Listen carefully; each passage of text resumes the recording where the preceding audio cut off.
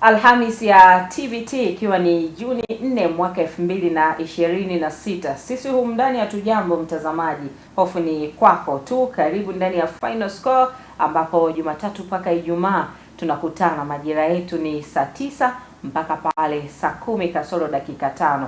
Sasa machache kati ya mengi ambayo tutaenda kuyatazama kwa siku ya leo ni pamoja na kikosi cha Serengeti Boys wao wametawala kikosi bora katika michuano ya Kombe la Mataifa AFCON ambayo imetamatika hivi karibuni pale nchini Morocco. Tutakuja pia kutazama nyota ambao wameingia kwenye kikosi hicho. Wakati huo mechi za Stars zenyewe zimefutwa kule nchini Morocco. Hii ni kutokana pia na changamoto ya ugonjwa wa Ebola. Kwa hiyo Stars inajipanga kurejea hapa nyumbani.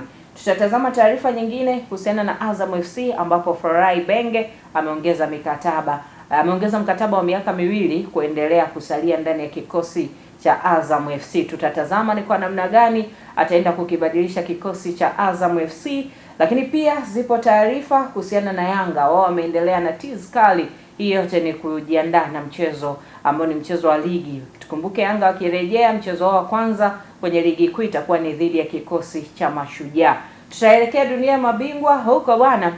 Tutatazama makala kama kawaida. Leo tumekuandalia makala maalum kuhusiana na kikosi cha timu ya taifa ya Morocco ama Simba wa milima ya Atlas. Hii yote ni kuelekea michuano ya Kombe la Dunia. Tukumbuke takriban siku 7 zimesalia michuano hiyo ianze kutimua vumbi. Tutatazama pia pale kwenye kikosi cha Real Madrid ambapo wao tayari bwana wamemalizana na Ibrahima Konate, mchezaji ambaye ametokea ndani ya kikosi cha Liverpool. Wakati huo Erling Braut Haaland yeye bwana akigeuka kuwa wanasema mbogo kutokana na tetesi zikimhusisha kujiunga na kikosi cha Real Madrid, huko pia wakala wake pamoja na babake mzazi wenyewe wakiwa inaonekana hawataki kabisa mchezaji huyo ajiunge na kikosi cha Real Madrid. Hayo ni machache tu lakini yapo mengi. Ndani nyie mpo vipi? Tuko vizuri, tunamshukuru Mwenyezi Mungu. Unapoamka asubuhi uko na afya njema, basi unasema alhamdulillah. Nimepatia nice. Alhamdulillah. Alhamdulillah. Lakini umeeleweka. Kabisa. Kikubwa kitu ukielewe tu. Kamaanisha nini?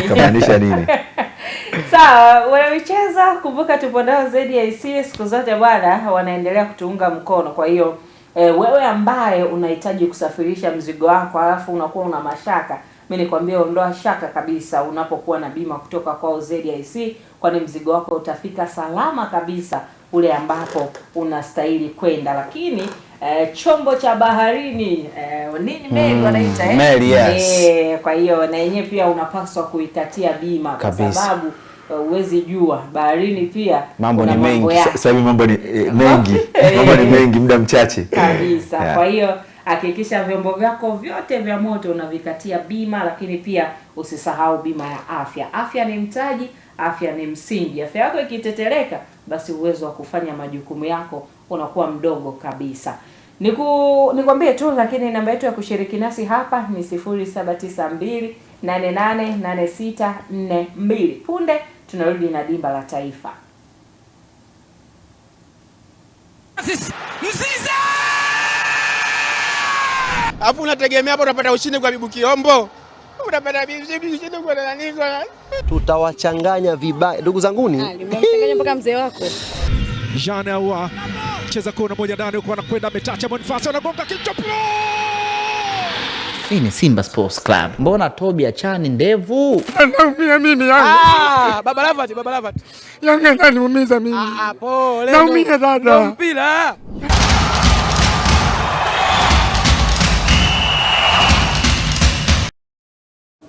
Dimba la taifa kwa mara nyingine na kukaribisha mwanamichezo, tuende tukazitazame taarifa zetu za kimichezo, na moja kwa moja tunafungua kuhusiana na timu yetu ya vijana chini ya umri wa miaka 17. Hawa ni Serengeti Boys.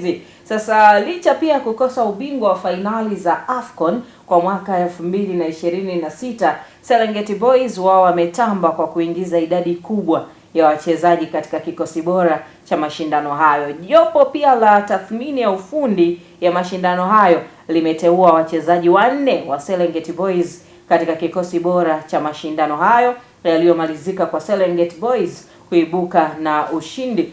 Hii ni Senegal. Yes, Senegal aliibuka na ushindi wa mikwaju ya penati 4-2. Lakini mabingwa wa mashindano hayo Senegal wao wametoa idadi sawa na ile ya Serengeti Boys.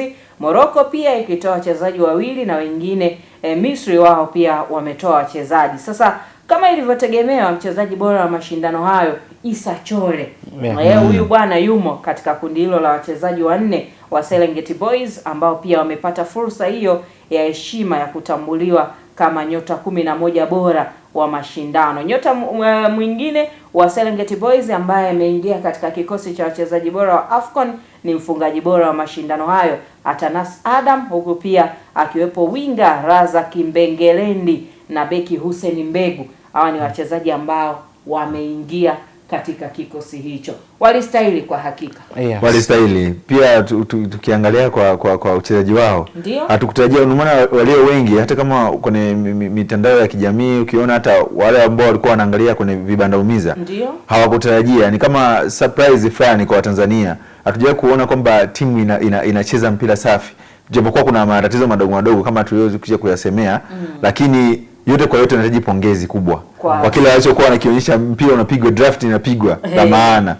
Sawa, mengi tuliyazungumza jana juzi kuhusiana na kikosi cha Serengeti Boys. Lakini kubwa Johannes ni kuhusiana na ile kauli ya Mheshimiwa Paul Makonda ambaye ni waziri wa habari, utamaduni, sanaa na michezo. Unakumbuka kauli yake kwamba alisema wachezaji watakapoenda sehemu yoyote ile basi wapatiwe nafasi, wapatiwe nafasi. Lakini Rais Karia naye amezungumza jana wakati kikosi kimewasili, akazungumzia kuhusiana na namna ambavyo watajitahidi kuhakikisha wanalea hivi vipaji. Lakini pia kuna kitu alikisema, ina maana mchezaji anapofika chini ya umri wa miaka 25 anasogea kule, basi na wenyewe wanakuwa wameondoka kwenye mpango wao. 25 umeenda mbali.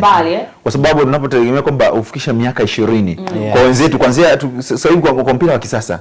Kwa mpira wa kisasa tunatarajia kuanzia miaka 17, 18, 19 mpaka 20 pale. Tutegemea kwamba wewe tu kuangalia katika level fulani. Mfano tunaona kabisa kwa wenzetu, vipaji vya wenzetu kule. Wakina Lamine Yamal. Labda ameanza kuika na kuonyesha kipaji kikubwa akiwa chini ya miaka 10 ngapi? 17. Anaona kwamba ameshaingia kwenye senior team. Lakini hapo jana niligusia kwamba kwa vipaji kama Tanzania tuna vipaji vingi. Isipokuwa tu ni muendelezo na malezi. Unajua kuna kitu kigumu kumtoa mtu junior kwenda level ya juu. Sasa lengo la kuanzia hapa ni kutaka kumzungumzia kijana huyu Issa Chole ambaye ni MVP wa michuano ya AFCON. Lakini hebu kwanza tumsikie wakati anawasili, aliweza kupokelewa pia na baadhi ya vijana kutoka kwenye ile academy ya Fountain Gate. Na hapa Issa Chole aliweza kufunguka mafanikio yake ambayo ameyapata katika michuano hii. Kwa zawadi uliopata kutoka kwa Fountain Gate na wanafunzi wamekuja hapa, nafasi yako kama mchezaji wa Serengeti Boys, lakini pia ni umepitia kwenye familia ya Fountain Gate, unaweza kusema nini kuhusiana na tuzo uliopata na mashindano kwa jumla? Kwanza nashukuru Mwenyezi Mungu kwa tuzo hii, na pia naomba sana Mwenyezi Mungu atubariki pia na maendeleo mzuri, na asanteni sana Fountain Gate kwa support yenu. Mungu awabariki sana. Timu moja, timu pamoja. Chochote nataka tuambie, ukiwa ndani ya Fountain Gate ulicheza mchezo wa CRDB Federation Cup ambao mlishinda na ulikuwa man of the match, lakini pia mechi ya ligi kuu Tanzania bara dhidi ya Singida ulicheza ambao Fountain Gate mlipoteza. Fountain Gate FC wana nafasi gani kwenye karia yako mpaka hapo ulifikia? Cha kwanza ni timu ambayo inasupport sana vijana na wana upendo pia. Siku ambayo nimefika pale, mimi peke yangu nilikuwa ni mdogo na chuga, ila kwamba sikuwa nacheza sana kwa sababu kwamba kila kitu waga kinakuja kwa wakati wake. So namshukuru Mwenyezi Mungu niko salama pia. Tujaribu kufocus na kuangalia atakavyokuwa baadaye inshallah. Mashindano ya AFCON yalomalizika, wewe ni miongoni mwa wachezaji bora kwenye mashindano yale na umefanya viaidi sana. Yanaacha alama gani kwenye safari yako kuelekea kwenye ndoto zako za kucheza mpira kwenye ngazi ya kimataifa? Kwanza nashukuru sana Mwenyezi Mungu kwa nafasi ile ambayo nimepata. Sio jambo jepesi, kwani kila mtu anatamani kufika kama pale nilipofikia, na support ya Tanzania wote ni kwa ajili yao hapa, sio kwa ajili yangu pia. Wapambane kila kitu kinawezekana kwa uwezo wa Mwenyezi Mungu inshallah. Fountain Gate unawaambia nini sasa ambao unarudi nyumbani, hawa wamekufuata watoto wadogo zako, wamekuja kukupa maua na kuonyesha namna ambavyo wanakupenda. Unawaambia nini Fountain Gate FC uongozi na Fountain Gate shule? Kwanza nipo na furaha sana, pia ongeza na Fountain Gate, masomo mema, Mwenyezi Mungu abariki pia. Kwa zawadi Issa Chole, kijana huyu wa Serengeti Boys ambaye ni MVP wa michuano ya AFCON 2026 akitokea ardhi ya Tanzania. Sasa hapa tukitazama, yes, kuna baadhi ya ma-MVP wa michuano ya AFCON chini ya umri wa miaka 17 katika pia mashindano matano yaliyopita. 2017 hapa nikitazama alikuwepo Lito Luvumbo. Huyu anatokea timu ya taifa ya Angola, lakini kwa sasa anacheza katika klabu ya RSD Mallorca ya pale nchini Hispania. Huko pia 2019 alikuwa ni Steve Mvowe, anatokea timu ya taifa ya vijana ya Cameroon, na hivi sasa yeye anacheza katika klabu ya AEK Star ya pale nchini Norway. Lakini pia 2023 alikuwepo Suleiman Aliou wa Burkina Faso. Huyu kwa sasa anacheza katika klabu ya FC Nordjylland hii ni Nordjylland ya pale nchini Denmark. Lakini pia 2025 alikuwepo Abdallah Ozane wa Morocco, na sasa yeye anakipiga anachezea katika klabu ya Ajax Amsterdam ya pale nchini Uholanzi. 2026 Issa Chole. Johannes, kwa namna ambavyo kijana amekiwasha pale nchini Morocco kwenye hii michuano, na tukitazama hawa baadhi ya ma-MVP wao wana muendelezo bora sana, na wengi wametoka nje ya timu zao, wanacheza mataifa ya nje kabisa ya nchi zao. Vipi kwa kijana Issa Chole, unamuona wapi na pengine unatarajia nini hasa kutoka kwake? Of course kwa Issa Chole mimi ninachotegemea ni kutoka kwa wasimamizi wake. Unajua mchezaji mzuri lazima uwe na management ambayo ni nzuri, na management ambayo itajua kwamba mwelekeo wako unaenda katika engo ya namna gani. Ukimtazama kwenye michuano ya AFCON, Issa Chole amekuwa na performance nzuri zaidi, amekuwa na muendelezo mzuri. Tangu nimeanza kutazama michuano ya AFCON chini ya miaka 20, Issa Chole alikosekana mchezo dhidi ya Mali ambao mwalimu alikuwa ameshajua kabisa kwamba tumeshafuzu, basi napaswa niweze kufanya mabadiliko ya kikosi. Yes, Issa Chole ndio anaweza kukosekana na baadhi ya wachezaji. Kuna mchezaji mwingine anacheza nje ya Tanzania ya under 17 akaweza kuingia kwenye nafasi yake, lakini yote na kuonyesha kwamba malezi mazuri huwa yanaanzia na management ambayo inakwenda kumsimamia mchezaji. Issa Chole kutoka ndani ya kikosi cha Fountain Gate Academy. Sasa kitu ambacho huwa tunastajabishwa ama kitu ambacho huwa kinatushangaza, haujui hawa vijana wamesaini mikataba namna gani kipindi wako wadogo, hawajielewi under 15. Na ndipo hapa faida za vilabu na ndipo ambapo faida za hivi vilabu waga vinakwenda kunufaika. Let's say ukitazama labda Fountain Gate wanajua kwamba alienda kumsainisha labda Issa Chole miaka 7. Kwa maana miaka 7 kama amemchukua hata 15, bado kuna miaka ambayo anapaswa endelee kutumikia kikosi cha Fountain Gate. Na ukitazama Tanzania hivi sasa hamna ligi under 17 ambayo utasema kwamba hii ni ligi ambayo iko hai ama ni ligi ambayo itakwenda kumlipa. Kitu ambacho kinapaswa hivi kufanyika hivi sasa ni mlezi wake pamoja na wale wasimamizi tu kujua kwamba hii academy ya Fountain Gate basi tufanye makubaliano ya kutoka Tanzania ya kwenda sehemu nyingine, kwa vile kuna klabu ambayo imeweza kumhitaji. Alois Elias kuna kauli ambayo imetolewa na mkuu wa kitengo cha digital ndani ya klabu ya Yanga. Huyu ni Ebiudi Privadinho, Ebiudi Shayo. Sasa kuna kauli ambayo ameitoa, kaiandika kwenye mtandao wake wa kijamii. Hapa ngoja nipitie kidogo. Anasema kimsingi huyu kijana yeye angekuwa anaongea Kifaransa leo hii, basi asingepanda ndege ya kurejea kwa Nyerere. Wakala wake anasema angekuwa anakula shushu tu sasa hivi. Lakini pia anasema taifa tuna mpango gani na huyu bwana mdogo, atarudi kupanda Costa na mabasi chakavu kwenda kupambana na anasema na vichuguu na mabwawa yetu.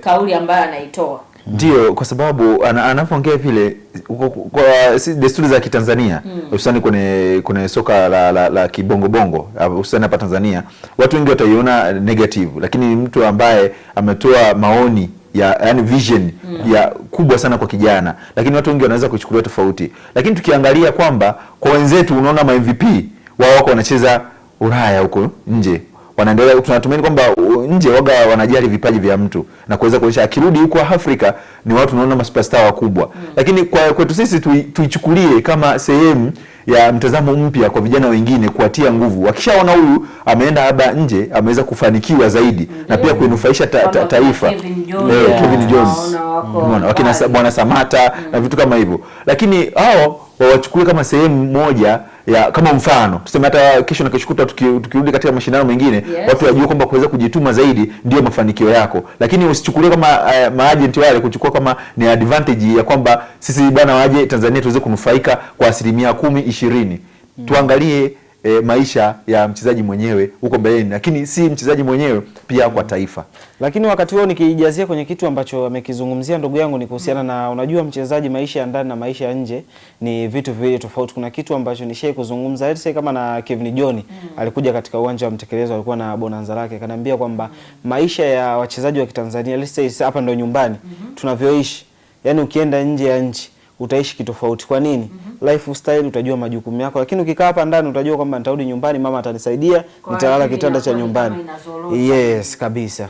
Sawa, sasa tumalize na hawa vijana. Tumetazama safari yao imeishia pale nchini Morocco, mafanikio makubwa sana ambayo ameyapata. Lakini tukumbuke kuna kombe la dunia ambapo litaenda kuanza mwezi wa 12 kule nchini Qatar.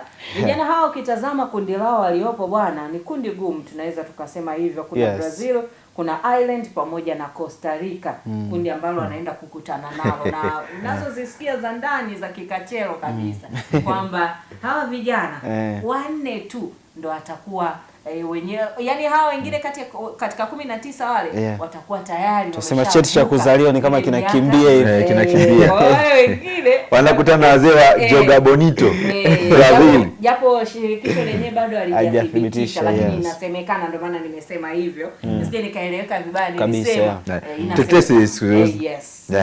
Hapa vipi jamani? Lazima sisi wazee wa VAR lazima tuchungulie kuna nini huko, au tuwasiliane na shirika kwanza. Sawa, tumeachana na Serengeti Boys, tunageukia senior team ambapo ni kikosi cha timu ya taifa ya Tanzania, Taifa Stars, ambapo kuna taarifa imetoka kunako shirikisho la mpira wa miguu hapa nyumbani TFF likisema kwamba rasmi sasa, hii ni taarifa kwa umma ikithibitisha kuwa kufutwa kwa mechi 2 za kirafiki za timu ya taifa ya wanaume ambayo ni Taifa Stars zilizokuwa zimepangwa kucheza jijini Marrakech nchini Morocco. Uamuzi huo umekuja ghafla tu kufuatia amri kutoka kwa mamlaka ya nchi ya Morocco kuzuia michezo hiyo isifanyike kama hatua ya tahadhari kubwa dhidi ya tishio la ugonjwa wa Ebola. Kwa hiyo Taifa Stars ilikuwa icheze mechi hizo maalum za kalenda ya FIFA ya shirikisho la kimataifa ambapo ilikuwa ni Juni 5 pamoja na Juni 9 mwaka huu. Sasa mechi hizo zilikuwa ni dhidi ya majirani zetu Uganda pamoja na Rwanda. Sasa tukitazama hapa pia si Taifa Stars pekee, kuna mechi mbalimbali zingine zimefutwa. Kuna mechi ya Burundi na Equatorial Guinea imefutwa, Komoro na Rwanda pia imefutwa mechi hiyo. Uganda walikuwa wakipiga na Madagascar, lakini pia Komoro na Equatorial Guinea, na Tanzania na Rwanda pia na zenyewe zimefutwa. Kwa hiyo ni taarifa, na baadhi pia mechi ambazo zitaendelea kuchezwa nchini humo ni pamoja na Angola atacheza na Mauritania, huku pia Mauritania atakipiga dhidi ya Niger. Kwa hiyo wenzetu watakiendeleza. Lakini kwa kitu cha kujiuliza hapo. Kwa nini mechi mingi watu wengi wanakimbilia sana hususan Morocco na vitu kama hivyo? Hiyo swala linakuja vichoni mwetu. Nchi za ukanda wa Sekafa kuwa na viwanja bora ambavyo vinaweza kukizi hizi mechi za international. Kwa shida ni viwanja bora. Viwanja bora. Watu wengi wanakimbilia hususan Morocco, asilimia kubwa. Wengine wanakimbiliaga Morocco, Misri kwa sababu ya miundombinu iliyo mizuri. Lakini mara nyingi sana sisi tunaweza kujiuliza ukanda huu shida inakuja wapi? Viwanja tunavyo vingi. Tunaweza tukasema ni mataifa tayari yameshaendelea. Sisi ndo tupo kwenye uendelevu. Lakini mimi nimesema hivyo kwa sababu sio kitu kibaya, kwa sababu nchi tusema kwamba nchi za Afrika Mashariki ni nchi ambazo zina uwezo mzuri wa kutengeneza viwanja ambavyo vinaweza kukidhi mechi kubwa. Mimi nadhani kananili kafu wenyewe kuna mambo mengi kweli ambayo wanapima, ama FIFA kuna mambo mengi kweli ambayo wanapima, hususan kwenye hizi mechi za kirafiki. Of course ukitazama kwa mfano kama michuano ya China ambavyo ilikuja, mvuto wake, reaction yake ilikuwa vipi, lakini wanatazama hata ukanda ni upi ambao utakuwa ni ukanda ambao labda lese una wafuasi wengi wa masuala mazima ya mpira wa miguu. Tuliletewa FIFA Series mwaka 2026 ambayo ifanyika pale nchini Rwanda. watu wakuweza kujitokeza kwa wingi. Kwa hiyo unaona kabisa FIFA anatazama kwamba kuna nyakati ambazo tunapaswa tupeleke huku, kuna nyakati ambazo tunapaswa tupeleke huku. Lakini kitu kingine ni kufeva, hizi ni mechi za kirafiki zinapigwa mara moja, si ndio? Hatuwezi tukawaacha watu kwenye ukanda wao, lazima tuwatoe nje ya ukanda wao wakajifunze kitu kingine kabisa. Lakini kuna watu ambao wanajiuliza itakuwaje ligi itarejea? Ligi haiwezi kurejea bwana. Kwa sababu kuna baadhi ya wachezaji Tanja Kasari wako na timu ya taifa ya Niger, wakina Didi Diara, wakina Prince Dube. Kwa hiyo baadhi ya wachezaji wenyewe hapo kuzitumikia timu zao za taifa. Kwa hiyo hii pengine inaweza ikawa ni fursa kwa vilabu kama Simba na Yanga, baadhi ya nyota wao pia wengine ambao wanachezea hapa nyumbani na ni wa Tanzania kuweza kurejea kwenye vikosi vyao. Tuelekee pale Azam jamani. Wakati huo mtazamaji, wewe endelea kutuma ujumbe wako mfupi wa maandishi kupitia 0792888642. Pale Azam bwana, kulikuwa unajua kuna tetesi takriban wiki 2 zilizopita zikimhusisha Florai Benge kwenda kujiunga na timu ya taifa ya Mali, akichukua mikoba ya kocha Tom Saintfiet ambaye kocha wa zamani wa Yanga. Katupiwa virago pale Mali. Mwenyewe aliamua kung'atuka tu. Tukisema virago ni kwamba wameshindwana, lakini aliamua mwenyewe kuondoka. Sasa Florai Benge bwana, yeye ndani ya kikosi cha Azam wameonyesha jeuri ya fedha bwana kwa kumfanya kocha huyo kubaki ndani ya kikosi hicho, na ameongeza mkataba wa kusalia kwenye viunga vya Chamazi hadi mwaka 2028. Ina maana ni miaka 2 kaongeza. Hapo awali kocha huyo alisaini mkataba wa mwaka 1 wenye kipengele cha kuongeza mwaka mwingine, lakini leo kupitia ukurasa zao za mitandao ya kijamii imethibitisha kuwa kocha huyo bado yupo sana pale katika viunga vya Chamazi. Swali langu ni kwamba tukumbuke kwamba Florai Benge ni kocha ambaye kwa mara ya kwanza anakuja ndani ya kikosi cha Azam, anawasaidia Azam kuvuka kwenda hatua group stage. Kwa hiyo ilikuwa zile stage za kwanza tu wanatoka, lakini amekuja kuna kitu kakionyesha. Johannes, kwa hii mikataba 2 waliompa Florai Benge, na maana wameonyesha imani kwake. Na tukumbuke huyu ni mwalimu ambaye ana kombe la shirikisho na RS Berkane, lakini kaiongoza AS Vita, timu ya taifa ya Kongo. Hichi ambacho kimetendeka hivi sasa, msimu ujao tutarajie kwamba Florai Benge atakuwa na msimu bora ndani ya kikosi cha Azam na atafikisha mbali kimataifa. Inawezekana msimu ujao Florai Benge akawa na performance nzuri zaidi ndani ya kikosi cha Azam FC. Unajua mpaka watu wanafikia masuala ya kwenda kuketi na kwenda kusainisha mikataba, maana yake muajiriwa pamoja na muajiri wanakuwa wamesharidhishana ama wameshaoneshana ni njia sehemu gani ambayo wanapitia. Lakini unatazama mwaka mmoja Florai Benge tangu ametua ndani ya kikosi cha Azam FC, amekuwa ni mwalimu wa namna gani, ameiongoza timu kwa namna gani kulipotoka, lakini sajili ambazo aliweza kuzikuta ameweza kuziendeleza kwa namna gani. Lakini wakati huo inawezekana viongozi wa Azam FC wameketi naye chini na kuweka mapendekezo yake kwamba msimu ujao kama tukipata labda let's say katika eneo la ushambuliaji mchezaji fulani eneo la katikati, mchezaji fulani na timu ikiendeshwa kwa mentality ya namna hii, basi kuna kitu ambacho tutakwenda kukipata. Yote ukimtazama mwalimu Florai Benge ni miongoni mwa walimu ambao ni wakubwa zaidi bara la Afrika. Ameshafanya makubwa, ameshai kuzuru mabara mbalimbali. Kuna vitu ambavyo amefanya, tumemwona pale Morocco na AS Berkane, lakini tumemwona Al Hilal Omdurman ambayo ilikuwa ina struggle kweli kweli, ambayo ilikuwa ijui na ligi gani, walikuwa wameketi pale Mauritania, lakini wanakuja Tanzania kwa Yanga wanapata alama mpaka wanavuka hatua group stage. Kwa hiyo inakuonyesha kabisa kwamba ni mwalimu wa namna gani ambaye anakwenda kuongoza timu. Kwa hiyo Azam FC kumpatia mkataba miaka 2, kwangu binafsi sijashangaa wala sijaweza kupata mshtuko, kwa sababu najua kiu ya Florai Benge pamoja na ni mwalimu wa namna gani ambavyo anakwenda kuviongoza vilabu. Lakini hata ndani ya pitch Azam FC unaona kabisa imani ya mchezaji mmoja ambavyo imebadilika, uongozi. Zamani kwa kuna zile mentality za kwamba Azam ikifika mechi fulani anakwenda kuuza, lakini sasa hivi kila mechi inakuonyesha wanakwenda kuingia kwa namna gani. Alois, kuna ukweli kwamba Florai Benge sajili zake ambazo amezifanya kwa msimu huu ni kama hazijaleta impact kwa Azam FC. Nasema hivyo kutokana tumemwona na Jean Jackie Ngita. Huyu ni mchezaji ambaye tunaweza tukasema ni mshambuliaji mzuri, lakini takriban michezo 4 imepita Ngita hajaingia kambani. Kuna huyu Jefte Kitambala Bola ambaye alitokea AS Maniema pale DR Congo.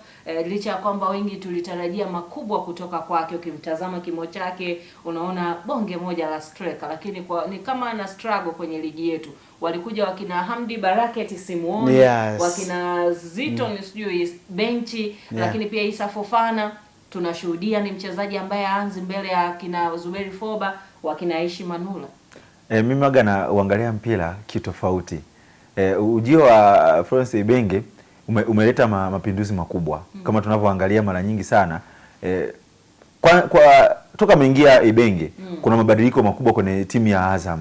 Kuanzia kimafanikio pale alipokuwa anakwama miaka yote kwenda group stage ni hatua moja wapo, kwa sababu kumbuka mimi nimeuliza usajili. Kwa hiyo usajili mimi unajua kwa sababu gani? Usajili uwezi jua, kwa sababu wachezaji wanavyokuja nchini mwetu waga kuna wengine kuna aina tatu ya wachezaji wanaosemekana.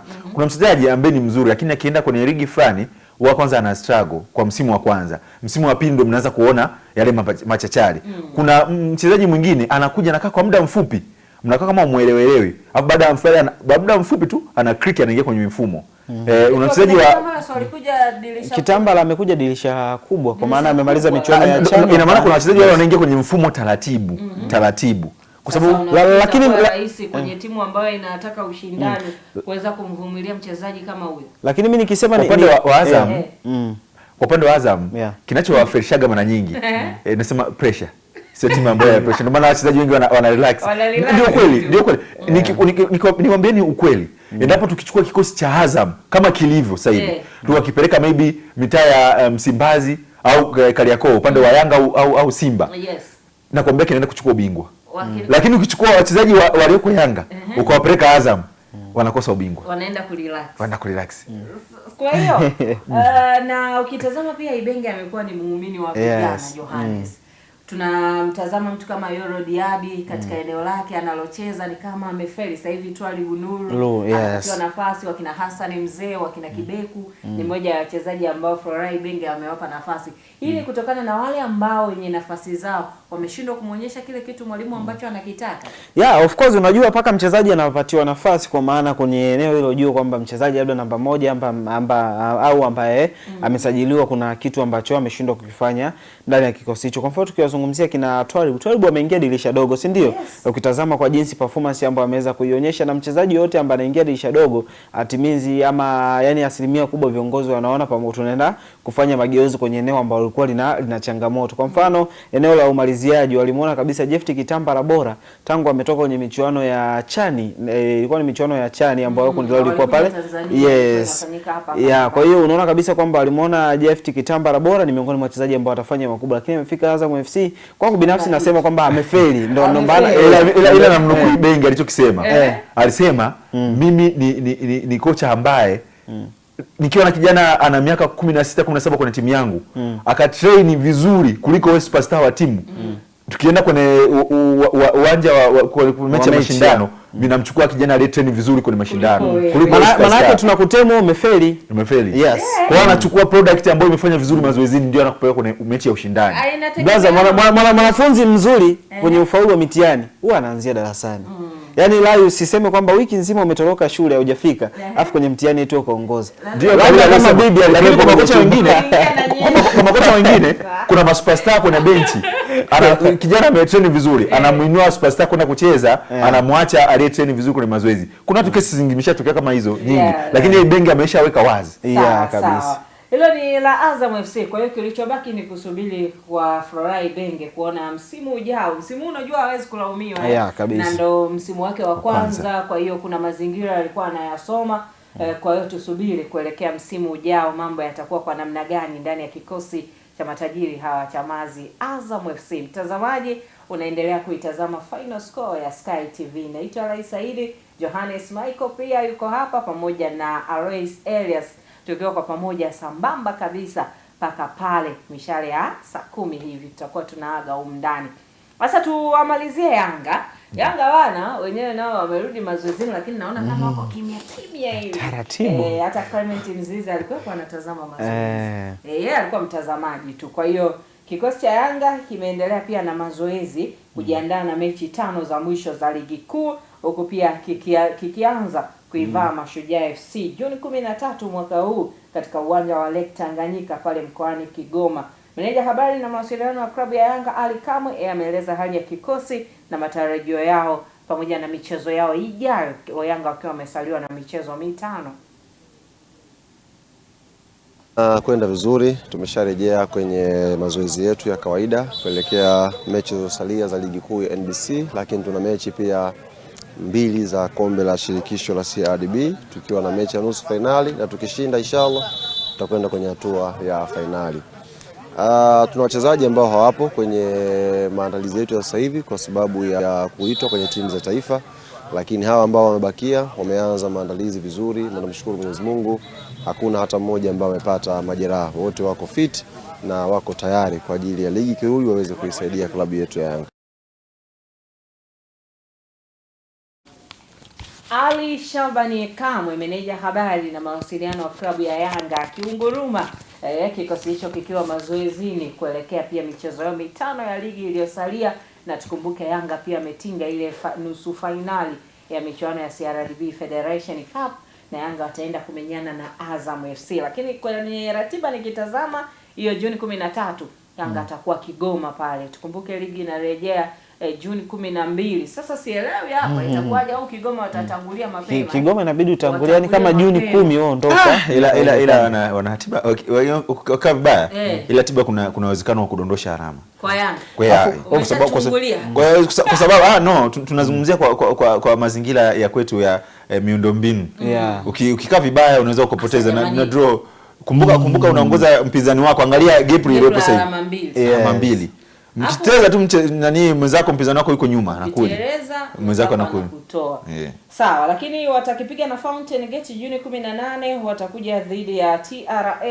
Yanga atakuwa nyumbani, itakuwa ni Juni 27. Watamaliza na Mafande hawa JKT Tanzania, itakuwa ni Juni 30 mwaka huu. Sasa mimi nipitie ujumbe wako mtazamaji mara baada ya kufunga dimba la taifa. Sasa ujumbe andika kupitia 0792888642. Nianze hapa na walioanza mapema ndio. Sasa na ujumbe nao unakimbia. Okay, fine. Ananiambia anaitwa Juma Musa kutokea Mbezi jijini Dar es Salaam. Kiukweli final score mnatukosha sana, lakini muda ni mchache sana. Tunaomba mtuongezee muda ili tuweze kujidaidai. Limefika. Habari hapo studio, amjambo. Anaitwa Isaac, anatokea Moshi, alikuwa anaomba tamthilia. Isaac unaomba tamthilia? Sawa bwana. Huyo anatuambia final score. Yeye anaitwa John Lucas maarufu kama Super Sub kutokea Mara pale Tarime Nyamongo. Mwananchi anasema 100 anapenda kuuliza Yanga anakiwasha lini na itakuwa saa ngapi? Nafikiri umeweza kufahamu, itakuwa ni saa 10 tu pale. Wakati Karis Daniel Bartromeo kutokea Limbula Siasa Kaliua anasema ninawapongeza Serengeti Boys kwa kile walichokifanya kule Morocco. Kwa kweli tumeanza kuona matunda anasema ya miti tulioipanda sisi wenyewe. Hakika hiyo ndiyo Taifa Stars nzuri ijayo. Final score anaitwa Mdaka Mishare maarufu kama Mteule, anapenda kuuliza Alan Okello Starboy anasema then themselves ana goli ngapi huyu kwenye ligi? Okello ana goli ni ngapi sasa hivi? 11. 11 yeye ana 14, Okello ana 11. Yes. Anauliza ana assist ngapi? Wadau wake hapa anasema tumtafute kwa namba hiyo ambayo ametutajia. Wakati Angelico Muongi kutokea Mtera Staff TZ, tuko pamoja mwanzo mwisho, mpo vizuri wachambuzi na wapenda sana. Tunakupenda pia mtangazaji. Kwa nini rais anasema wa FIFA? Sasa hapa sijakuelewa unamaanisha nini? Anasema nchi zenye machafuko, kwa nini amelizika timu za taifa kombe la dunia zichezwe katika nchi hizo? Sasa sijakuelewa vizuri. Labda ungeiandika vizuri. Wakati Musa Laurent kutokea huyo ni Gukimusi anaomba tumpe tetesi za Simba tafadhali, na waomba jamani. Musa Florence Adeodatus kutokea Bunanzi, Yanga imesajili nani na nani? Usajili bado bwana, tetesi tu. Kwa hiyo hapa nikikwambia nani na nani, wao wenyewe hawajawatangaza, acha tusubiri wenyewe. Masero kutokea Dar naomba kujua hatima ya Kylian Mbappe pale Santiago, na tetesi ya wachezaji kama Haaland, Olise, Vitinha, Joao Neves, tetesi zao zipoje pale Santiago? Haya, Yanga bingwa 2026 hajaniandikia jina. Dada mbona anasema aise, haya shukrani. Ila kaka, umeua bendi.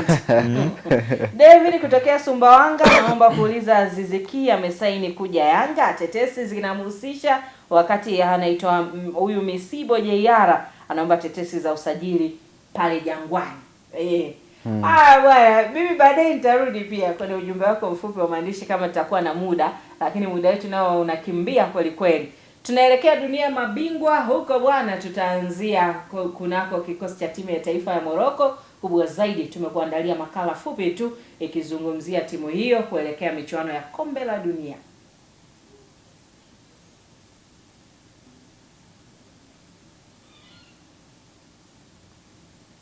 Lamine Yamal into the roof of the net. He scored. And Ronaldo! What a goal by Cristiano Ronaldo! El Ghazi, il était super ce centre et ça change sans doute tout dans cette finale. Une erreur de MJ. Oh, Harry did it! And Michael shakes the finger. Oh. Ladies and gentlemen, the Outlaw, the Undertaker wins.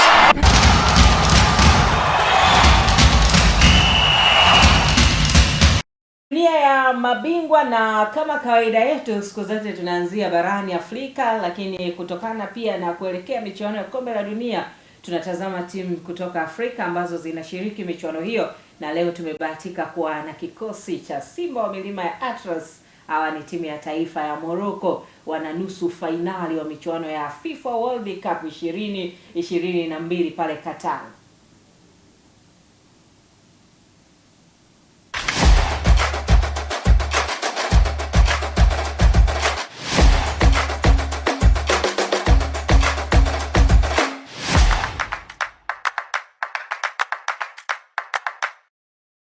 Habari, jina langu ni Sarah kutoka ZIC. Kazi yangu ni kukuongoza katika kufanya maamuzi sahihi ya kujikinga wewe na mali yako dhidi ya majanga yasiyotarajiwa kwa kupata bima kutoka ZIC. Je, unaifahamu ZIC?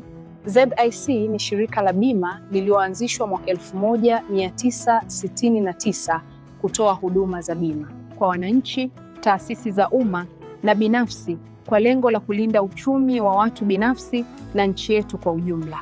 Lengo letu ni kuwa kampuni ya bima inayoaminika na wateja na kutambulika kote Afrika Mashariki. Dhamira yetu ni kulinda na kuwawezesha wateja wetu kwa kuwapa huduma bora na za kuaminika. Baada ya utangulizi wangu, je, ungependa kujua kuhusu huduma zetu? ZIC tunatoa huduma za bima za mali na ajali, na kati ya hizi ni bima ya magari, bima ya wizi, bima ya moto, bima ya mizigo. Je, unazijua branchi zetu? Kuhakikisha tunawafikia wateja wetu nchi nzima, tunatoa huduma zetu kupitia ofisi zetu kuu zilizopo mtaa wa Mpirani pamoja na matawi yetu yafuatayo: Amani, Marubi, Chake Chake, Dar es Salaam, Dodoma, Mwanza, Kahama, Arusha, Tanga, Mbeya na Mtwara. Unajua ni njia gani tunazotumia kuwapa wateja wetu huduma? Tunatoa huduma kupitia ofisi zetu, kupitia mawakala na madalali wa bima waliosajiliwa na Mamlaka ya Bima Tanzania, kupitia mawakala wa Bank Assurance, na pia kupitia mitandao ya simu kupitia Voda Bima na Mix by Yas. Karibu ufurahie huduma zetu kwa masaa 24. Tunakujali.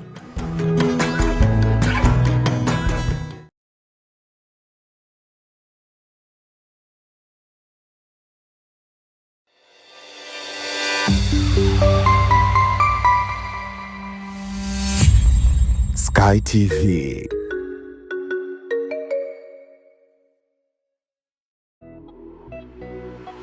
Uongozi wa shule za Iyula Malaika Pre and Primary School zilizopo Ntyuka Dodoma na Mantengu B mji wa Vwawa mkoani Songwe unatangaza nafasi za masomo kwa wanafunzi wa awali na msingi. Kwa wanafunzi wa awali, shule inapokea watoto kuanzia umri wa miaka 2 na kuendelea. Na kwa wanafunzi wa elimu ya msingi, shule ya Iyula Malaika iliyopo Ntyuka jijini Dodoma inapokea wanafunzi kuanzia darasa la 1 mpaka la 4. Na shule ya Iyula Malaika iliyopo Vwawa mkoani Songwe inapokea wanafunzi kuanzia darasa la 1 hadi la 5. Mzazi au mlezi unakaribishwa kumleta mwanao katika shule za Iyula Malaika kwa elimu bora zaidi. Kwa mawasiliano zaidi piga simu namba 0745557379 au 0742062424 na 0793186716.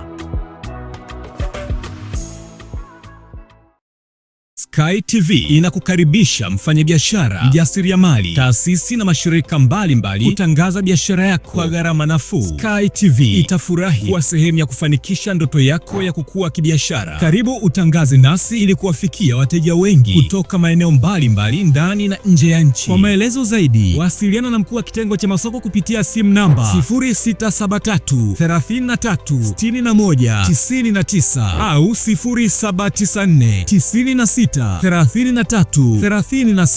Wakati wa kukua kibiashara, taasisi au shirika lako ni sasa. Changamkia fursa hii. Sky TV, above the limit.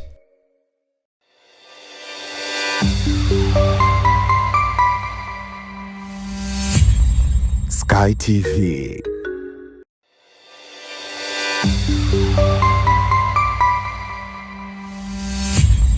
Sky TV.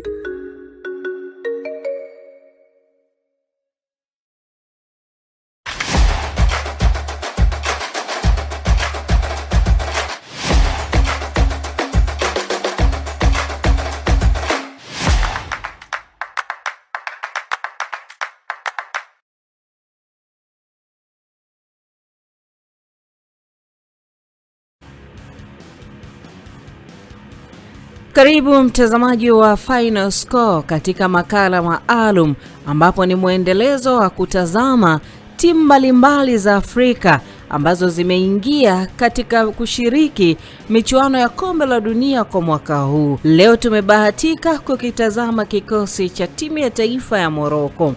Timu ya taifa ya Morocco maarufu kama Simba wa Milima ya Atlas inaingia kwenye michuano ya kombe la dunia kwa mwaka huu ikiwa ni miongoni mwa timu zinazotarajiwa kufanya vizuri zaidi kutoka Afrika. Morocco ilijijengea heshima kubwa duniani baada ya kufika hatua ya nusu fainali ya kombe la dunia kwa mwaka 2022, michuano ambayo ilifanyika nchini Qatar na kuwa timu ya kwanza kutoka Afrika kufikia hatua hiyo katika historia ya mashindano hayo.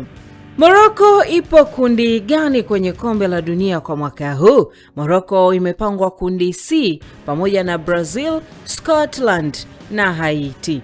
Ratiba ya mechi za Morocco ipo kwa namna hii. Juni 13 wataanza dhidi ya timu ya taifa ya Brazil, wakati Juni 19 watakipiga dhidi ya Scotland, huku Juni 24 watamaliza hatua ya makundi kwa kupepetuana na kikosi cha Haiti.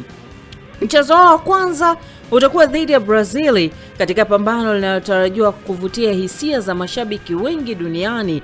Hii ni kutokana na kwa namna ambavyo kwenye ranks za FIFA msimamo ulivyokaa. Ukitazama, Morocco yuko nafasi ya 7 wakati Brazil yupo nafasi ya 6. Kocha mkuu wa Morocco katika kombe la dunia kwa mwaka 2026 ni Mohamed Wahabi.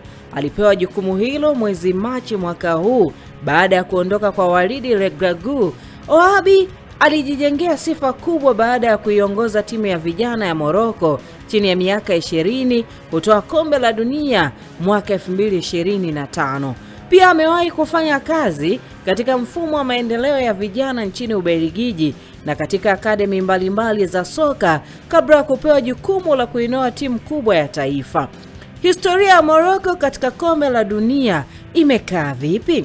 Morocco ilishiriki kombe la dunia kwa mara ya kwanza ilikuwa ni mwaka 1970 nchini Mexico.